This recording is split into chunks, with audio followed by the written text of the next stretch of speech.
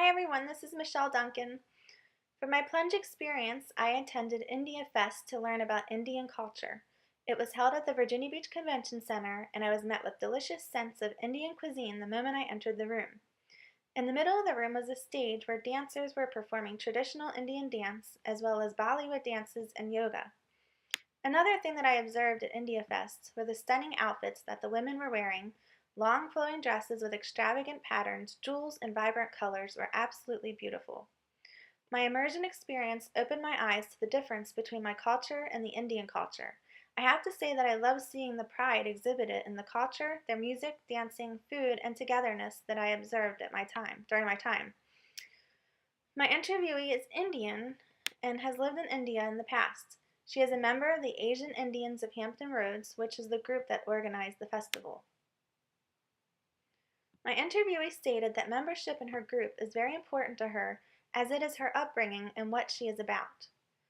Some of the most important things about her culture are morals, values, and their upbringings. Asian Indians are brought to think of important things in life and not objects. She was also raised to believe that education is the most important thing because people can rob you of anything, but they cannot take away your education.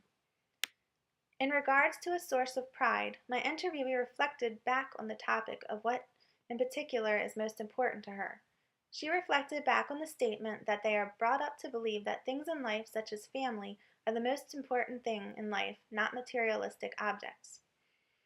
When asked about a less desirable or negative dimension of her group, she stated that she couldn't think of anything negative about her group and found it hard to pinpoint one specific aspect. She did, however, bring up that no culture is perfect.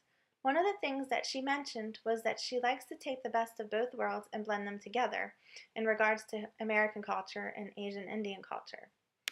In regards to her group membership affecting social life, she talked about togetherness. She stated that birds of a feather all flock together. Coming to togetherness with members of her group has helped her stay immersed in her culture, but those of different heritage embrace her friendship as well. People are usually interested in talking about delicacies of India, her childhood memories, and a sense of common ground. Her Indian heritage has not affected her in any way in regards to her career. She feels strongly that your job and performance is what is important, and not where you come from. My interviewee lives in Suffolk, Virginia, and hasn't had any negative effects of living in her community. She did, however, say that she would have more cultural opportunities if she lived in a bigger city, such as Atlanta, New Jersey, or Chicago. In bigger cities, there is a heavier Indian population where music and dance is more accessible. Living in a state like Kansas would not be very beneficial for her, as the Asian Indian population is much smaller, and she would lack togetherness within her culture. As we have learned in our diversity issues and human services class, it is important to learn about one's culture for a successful client-practitioner relationship and to be able to provide the proper treatment for a successful outcome. My interviewee talked about the abundance of diversity between individuals in India. Where we have one main dialect in America, India has 22. She stated that each state in India has its own dialect and diversity, so things that work for one group won't necessarily be the case for another. With being a volunteer of a foreign exchange program, I have accessibility to a database called Culturegrams. In the section about India, it stated that a growing number of women seek higher education and work outside of the home. My interviewee brought up the importance of education in her culture, so this is an accurate statement. In a periodical titled Practicing Family Therapy in India, they pointed out that there are many cultures and subcultures in India, each one unique in its combination of religion, race, caste, and class. This is exactly what my interviewee pointed out in response to what she would like human service professionals to know about her group and its members. My interviewee did not, however, have any comments on oppression within her group. The article on practicing family therapy in India also brings up a good point that any attempt to understand the problems that can be encountered when trying to work systematically in one cultural setting while using concepts devised in another requires some knowledge of the cultural differences in family organization and the beliefs that underpin them.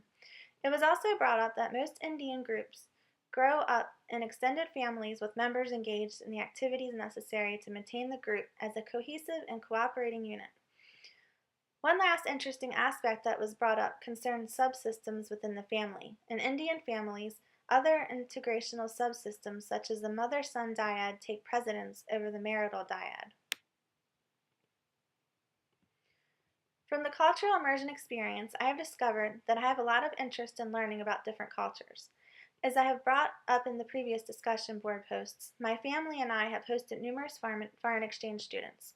We find great importance in teaching our children that our beliefs and ways of doing things may be completely different to those from other cultures. I submersed myself in the culture with an open mind and found that I truly admire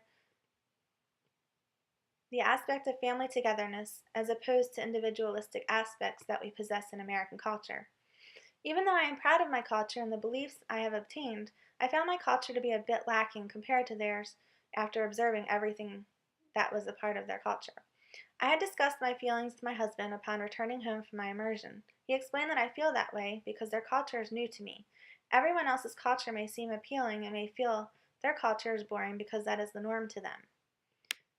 This activity has impacted my understanding of the class material as it has given me a better perception on the importance of learning about as many cultures as I can to be a competent practitioner in the future. It is essential to gain a greater self-awareness so that you can fully understand and accept the many differences in cultures among us.